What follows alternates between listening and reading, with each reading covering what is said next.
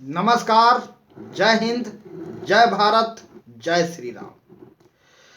आप सभी यूट्यूब के दर्शकों, श्रोताओं को, सभी देशवासियों को आज इस रियल नॉलेज चैनल की ओर से सभी को नमस्कार। हम सब जानते हैं कि 26 जनवरी वर्ष 2024 को हम अपने देश में गणतंत्र के 75वां वर्षगांठ मना रहे हैं। इस अवसर पर मैं सर्वप्रथम समस्त देशवासियों को हार्दिक शुभकामना व्यक्त करना चाहूँगा। तो सभी को इस रियल नॉलेज चैनल की ओर से हार्दिक शुभकामनाएं। और इस शुभ अवसर पर आज मैं आप लोगों के समक्ष अपना कुछ उद्बोधन और विचार रखूंगा।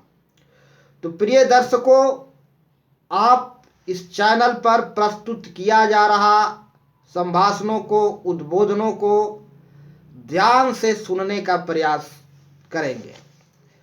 तो चलिए अब मैं बातों की शुरुआत करता हूं। तो गणतंत्र के 75वें वर्षगांठ के अवसर पर मैं सर्वप्रथम समस्त देशवासियों को हार्दिक शुभकामना व्यक्त करना चाहूँगा। साथ ही इस शुभ अवसर पर हमारे स्वतंत्रता संग्राम के नायकों, महानायकों, स्वतंत्रता संग्राम के हीरो, स्वतंत्रता संग्राम के सेनानियों, रणबांकुरों, वीर सपूतों, जिनके त्याग और तपस्या और बलिदान के परिणाम स्वरूप आज हम सबको आज़ादी का यह जश्न मनाने का मौका मिला है। तो इन तमाम लोगों को प्रति मैं आज इस शुभ अवसर पर तहे दिल से, अंतर्मन से आभार व्यक्त करूंगा, कृतज्ञता व्यक्त करूंगा। तो इन सभी वीर सपूतों को रियल नॉलेज चैनल की ओर से कृतज्ञता व्यक्त करते हुए मैं अपनी बात को आगे बढ़ाना चाहूँगा। आज इन्हीं लोगों के बलिदान, त्याग और तपस्या के परिणाम स्वरूप आज हम सबको यह जश्न मनाने का मौका मिला है।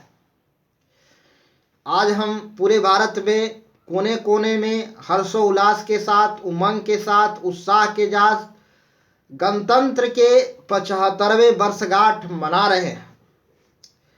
आज़ादी केवल फील करने का चीज़ है, एहसास करने का चीज़ है।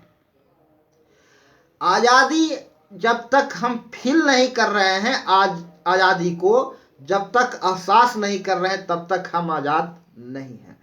आज़ादी एक एहसास है, यानी बंधन मुक्त होना, हर तरह के बंधन से मुक्त होना, आज़ाद होना है। और यह हमारा एक एहसास मात्र है। हम किसी न किसी चीज के बंधन में होते हैं, किसी सिद्धांत, मत, विचार, किसी थ्योरी। अभी तक जितने भी सिद्धांत रचे गढ़े गए हैं, जितने भी थ्योरी रचे गढ़े गए हैं विद्वानों द्वारा, ये सब के सब हमें एक बंधन में बांधने का काम करता है। और आज़ादी का मतलब है बंधन मुक्त होना। और हम इसे सिर्फ एहसास कर सकते हैं। क्या सचमुच में हम आज़ादी को एहसास कर रहे हैं? यह व्यक्तिगत मसला है, यह ऑब्जेक्टिव नहीं बल्कि सब्जेक्टिव मसला है। क्या सचमुच में हम आज़ादी को एहसास कर रहे हैं? कोई देश तभी किसी दूसरे देश का या दूसरे लोगों का गुलाम होता है जब वह मानसिक रूप से गुलाम होता है। मन से आज़ाद हो जाना, मानसिक गुलामी से मुक्त हो जाना सही मायने में आज़ादी है। मानसिक गुलामी से मुक्ति, मानसिक गुलामी से मुक्ति ही सही मायने में आज़ादी है। मन से आज़ाद होना, भीतर से एहसास होना, किसी भी सिद्धांत, थ्योरी, मत, विश्वास के अधीन नहीं होना, यह आजादी है। कोई देश किसी दूसरे देश को तभी गुलाम बनाता है जब वहां के नागरिक मानसिक रूप से गुलाम होते हैं। आजादी पर बहुत लंबी बात कही जा सकती है। मैं बात को अति संक्षिप्त में आप लोगों के समक्ष रखूंगा। इस शुभ अवसर पर मैं यह भी बताना चाहूंगा कि अंग्रेजों ने भारत में अपना साम्राज्य स्थापित किया, शासन व्यवस्था स्थापित किया, और यहां मैं अंग्रेजों की तारीफ नहीं कर रहा, मैं तथ्यों पर बात कर रहा हूं, सच्चाई पर बात कर रहा हूं, वास्तविकता लोगों के सामने लाना चाह रहा हूं। भारत में ब्रिटिश साम्राज्य, ब्रिटिश अंग्रेजों का पदार्पण तब होता है जब भारत के राजा, मुगल साम्राज्य की शक्ति छीन हो जाती है, शक्तिहीन हो जाते हैं। एक सशक्त शासन व्यवस्था हमारा देश में नहीं था। मुगल साम्राज्य की शक्ति छीन हो गई थी, और मुगल साम्राज्य के शक्ति छीन हो जाने के कारण ही अंग्रेजों ने भारत में अपना पांव पसारा। भारत में अंग्रेजों का भारत में पदार्पण हुआ और भारत में अंग्रेजी राज का स्थापना हुई। इस सच्चाई से, इस तथ्य से, इस वास्तविकता से मुंह नहीं मोड़ा जा सकता। आज यदि हम पूरे विश्व को अपना देश माने, कल्पना करें कि पूरे विश्व ही अपना देश है, तो फिर अंग्रेज भी हमारा देश का ही एक नागरिक होंगे। हमारा देश का ही एक नागरिक। कल्पना करें कि पूरे विश्व ही हमारा देश है। नस्ल भेद के आधार पर, हमसे भिन्न नस्ल होने के आधार पर हम उनको दोषी नहीं ठहरा सकते। हम उनके कार्य, उनके विचार, उनके व्यवहार, उनके गतिविधियों के आधार पर उन्हें दोषी ठहरा सकते हैं, लेकिन केवल नस्ल भेद के आधार पर, हमसे भिन्न नस्ल के हैं, इस आधार पर हम उनको दोषी नहीं ठहरा सकते। और न हम इस आधार पर दोषी ठहरा सकते हैं कि एक सीमा क्षेत्र से बियॉन्ड किसी सीमा क्षेत्र के रहने वाले हैं, इसलिए हम उनको दोषी नहीं मान सकते। अगर पूरे विश्व को हम अपना देश मान लें तो अंग्रेज भी हमारा देश का ही एक नागरिक होंगे। अंग्रेजों के आचरण विचार, अंग्रेजों के व्यवहार, उनकी करनी को देख करके हम उन पर समीक्षा कर सकते हैं कि अंग्रेज अच्छे थे या बुरे। अंग्रेजों ने भारत को लूटा, निसंदेह, नो डाउट। भारतीय धन संपदा को लूट करके वे अपने तिजोरी भरे, अपने देश ले गए, निसंदेह, नो डाउट। लेकिन इस तथ्य से और इस सच्चाई से मुंह नहीं मोड़ा जा सकता कि आजादी के बाद हमारा देश में भारतीयों को जितना लूटा है, वह अंग्रेजों ने जितना लूटा उससे कम नहीं है, ज्यादा ही है। आज भी भ्रष्टाचार और सरकारी क्षेत्र में निकम्मेपन, अकर्मण्यता चरम सीमा पर है। आय से अधिक संपत्ति लोगों के पास है। चोरी, बेईमानी, छल, प्रपंच, धोखा, फ्रेब का महाजाल फैला हुआ है और इसमें लोग फंस रहे हैं।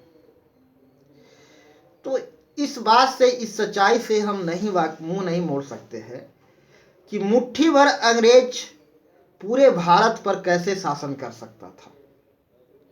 निसंदेह भारतीयों के समर्थन से ही भारत पर उन्होंने राज किया था। भारतीयों के समर्थन से ही भारत पर उन्होंने राज किया था।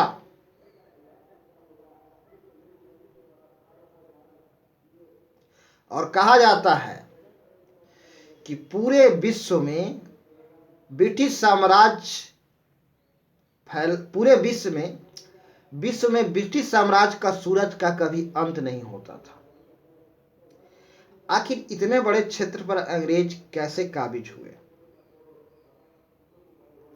यह सोचने वाली बात है, यह विचारणीय बात है। अंग्रेज निसंदेह भारत को लूटा। अंग्रेज बुरे थे, लेकिन सभी अंग्रेज बुरे नहीं थे। और यह भी इस सच्चाई से, इस तथ्य से, इस वास्तविकता से मुंह नहीं मोड़ा जा सकता है कि कुछ भारतीय अंग्रेजों से कहीं ज्यादा कई गुना बुरे थे। अंग्रेजी आगमन से पूर्व हम भारत के परिदृश्य पर नजर डालें तो हम देख सकते हैं कि राजा महाराजा आपस में साम्राज्य विस्तार के लिए एक दूसरे से लड़ा करते थे। देसी राजाओं के राज दरबार में, देसी रियासतों के राज दरबार में षड्यंत्र, धोखा, फ्रेब चरम सीमा पर था। चहुं ओर षड्यंत्र था। राजपद से लेकर के अन्य शासकीय पद को लेकर के आपस में घोर मतभेद, षड्यंत्र, एक दूसरे के टांग खींचने का परंपरा यहां चल रहा था। अंग्रेजों ने इस स्थिति का भरपूर लाभ उठाया। कहने का तात्पर्य है कि यहां आपसी एकता नहीं थी, मतभेद नहीं था, राष्ट्रहित की भावना कमजोर हो गई थी, देशभक्ति की भावना कमजोर हो गई थी। व्यक्तिगत स्वार्थ में लोग ज्यादा लीन हुआ करते थे और इस देशभक्ति की भावना कमजोर हो जाने के कारण अंग्रेजों ने भारत में पांव पसारा। अंग्रेजों ने भारत में अपना पद रखा और सबसे पहले अंग्रेजों ने बंगाल में अपना शासन स्थापित की। सिराजदौला को हरा करके 1757 में मिर्जाफर सिराजदौला को सेनापति था। वह सिराजदौला को राजा बनने से असंतुष्ट था मिर्जाफर, इसलिए मिर्जाफर सिराजदौला भी मिर्जाफर को सेनानायक नहीं बनाना चाहते थे। ये आपसी षड्यंत्र, भीतरी षड्यंत्र हमारे देश में कायम था। एक राजा को सपोर्ट करके, दूसरे को साथ दे करके धीरे धीरे अंग्रेजों ने भारत पर अपना पांव पसारा। तो अंग्रेजों के आगमन से पूर्व हम भारत के परिदृश्य पर नजर डालें तो यह बात स्पष्ट होता है कि यहाँ के जनमानस देसी रियासतों से और यहाँ की समाज में आपसी समरसता नहीं था।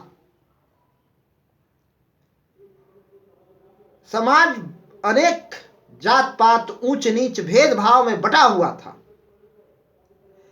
और देशभक्ति की भावना छीन हो गई थी। मुगल साम्राज्य कमजोर पड़ गए थे। मुगल राज कमजोर हो गया था। देश में मुगल राज का शासन कमजोर हो गया था और ऐसी स्थिति का लाभ उठा करके अंग्रेजों ने भारत पर अपना साम्राज्य स्थापित किया था। अंग्रेज जाति हर दृष्टि से बुरे नहीं थे। भारतीयों को उन्होंने सहलाया और समर्थन प्राप्त किया। जब भारतीय को समर्थन मिला तभी उन्होंने भारत पर राज किया और इसलिए आज की वस्तुस्थिति हमारे देश के लिए है कि हम सब इस आज़ादी का जश्न तो मना रहे हैं, लेकिन हमारे भीतर आज़ादी के जश्न के साथ साथ देशभक्ति और राष्ट्रभक्ति की भावना भी प्रबल होना चाहिए, प्रगाढ़ होना चाहिए, मजबूत होनी चाहिए। लोगों में व्यक्तिगत स्वार्थ की भावना क्षीण होनी चाहिए, कमजोर होना चाहिए। और इस आज़ादी के शुभ अवसर पर मैं यही कहना चाहूँगा संक्षिप्त में कि हमारे भीतर एक राष्ट्र हित, देश हित की भावना जगनी चाहिए। लोगों के जहन में राष्ट्र के प्रति सेवा भाव की भाव जगनी चाहिए। राष्ट्र हित की भावना प्रबल होनी चाहिए, मजबूत होनी चाहिए। और जब हमारे भीतर राष्ट्र हित की भावना, देशभक्ति की भावना प्रबल और मजबूत, शक्तिशाली नहीं होगा, तब तक हमारा देश विकास, उन्नतिशील नहीं हो सकता। तो एक चीज ज्यादा जरूरी है कि व्यक्तिगत स्वार्थ की भावना से ऊपर उठकर, छल प्रपंच, बेईमानी, धोखाधड़ी के विचार से ऊपर उठकर हम देश हित की बात अपने जहन में लाएं, समाज हित की बात अपने जहन में लाएं। देश हित के लिए यह जरूरी है। और सही मायने में तभी हम आज़ादी का एहसास कर सकते हैं जब हम भीतर से बंधन मुक्त होंगे। हम भीतर से हर तरह के बंधन से मुक्त हों और अपने भीतर हम खुद में दुनिया को देखें, खुद में दुनिया को समझें, राष्ट्र हित की भावना भीतर से पैदा करें और राष्ट्र हित की भावना को पुष्पित करें, विकसित करें, पल्वित करें। तभी हम सही मायने में, सही अर्थों में हम अपने देश को आज़ाद देश के रूप में हम स्थापित करेंगे। तो इन्हीं कुछ चंद उद्बोधनों के साथ, समय बहुत ज़्यादा हो गया है, मैं अंत में सभी देशवासियों को इस रियल नॉलेज चैनल की अवसर पर, इस गणतंत्र के 75वें वर्षगांठ के अवसर पर शुभकामना व्यक्त करना चाहूँगा। साथ ही हमारा स्वतंत्रता संग्राम के सभी नायकों, महानायकों, सेनानायकों, अमर सपूतों, सभी को मैं इस शुभ अवसर पर हार्दिक कृतज्ञता व्यक्त करना चाहूँगा। तो इन्हीं कुछ शब्दों के साथ मैं अपनी वाणी को विराम दूंगा। तो सभी दर्शकों को मेरा प्यार भरा नमस्कार। जय हिंद, जय भारत, जय श्री राम।